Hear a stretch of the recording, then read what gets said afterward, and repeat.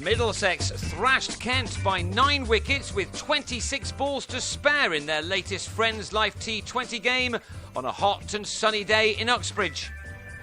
Neil Dexter won the toss and decided to bowl first, taking the opportunity to chase on a flat pitch with a lightning outfield.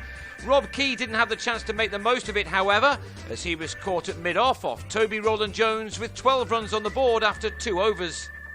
Then in the fourth, the Spitfires, without a win in this season's competition, were 2 down. Sam Northeast chipping Kyle Mills to Neil Dexter at mid-on with a total on 16. Darren Stevens blocked a couple but then looked to attack Ravi Patel, a man who came into this match with figures of 5 for 35 from his 2 games thus far. Stevens ignored his reputation by caressing him for successive boundaries to end the 5th over with 30 runs on the board. The first 6 was hit at the end of the power play overs, Sam Billings thumping Gareth Berg over mid-wicket, meaning that the Spitfires had 38 runs to their name with the restricted field now done. Stevens then swept Patel into the car park with a minimum of fuss as the Spitfires started to make the most of the excellent batting conditions. Stevens, who already holds the fastest 100 of the summer, looked set for another memorable knock, but he then eased Patel out to Darvin Milan, who held on coolly at long on.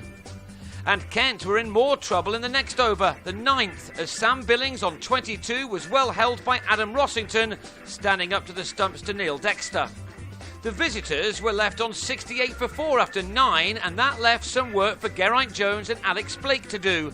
They had to start over, and the boundaries dried up a little as they added 30 runs in 5 overs. Jones then tried to pick things up again, only to lose his leg stump to Rowland-Jones. Jones was out for 22 at 97 for 5. Vernon Philander came and went quickly. He'd just been dropped off a skyer, but then struck his shot to Adam Voges in the deep. It was a stuttering Kent innings, with Blake the highlight. He batted well to make 37 off 34, and it was largely down to him that the Spitfires made 140 for 6 from their allotted 20 overs. But that was nowhere near enough, after Middlesex made an ideal start to their reply. Milan produced a couple of delicious cover drives in the opening over, bowled by Philander, while the South African was also edged over the wicket-keeper's head for a 6 by Rossington, who was soon on fire in the heat. Only opening the innings because of Paul Stirling's involvement with Ireland, Rossington also launched into Stevens' first over. That went for 16 with 4 fours included, 3 of them coming off successive deliveries. This was the batsman at his very best, producing some stunning shots to delight a good crowd in Uxbridge, one which was really enjoying its day. Rossington also hammered Matt Coles for a huge 6 as 58 runs came off the 6 power play overs, making the rest of the chase a bit of a doddle. Coles' second over saw Rossington smack him for a very flat 6 which thumped into the advertising hoardings, and that was immediately followed up by a cracking 4 which took the batsman to his 50 off only 28 balls, an innings including 8 4s and 3 6s.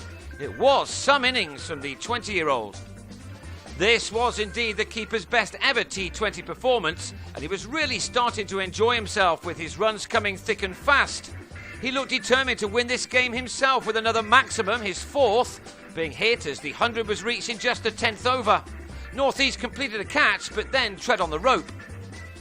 Alas for Rossington, he was out for a 37-ball 74 as he tried to reverse sweep James Treadwell, but his partnership with Milan had been worth 103, and now only 38 were left to get, with just about half of the innings still remaining. Yes, it was really a one-sided affair in the hot sunshine. Joe Denley came in against his former county and immediately made an impact, really just picking up where the rampaging Rossington had left off.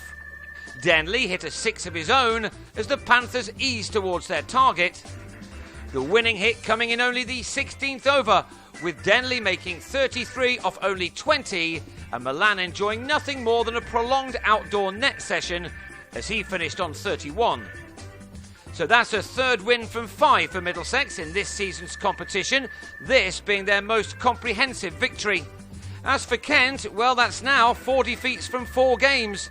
They will try to turn their fortunes around when they head to Chelmsford on Monday, while Middlesex stay in Uxbridge for the visit of Warwickshire in the County Championship.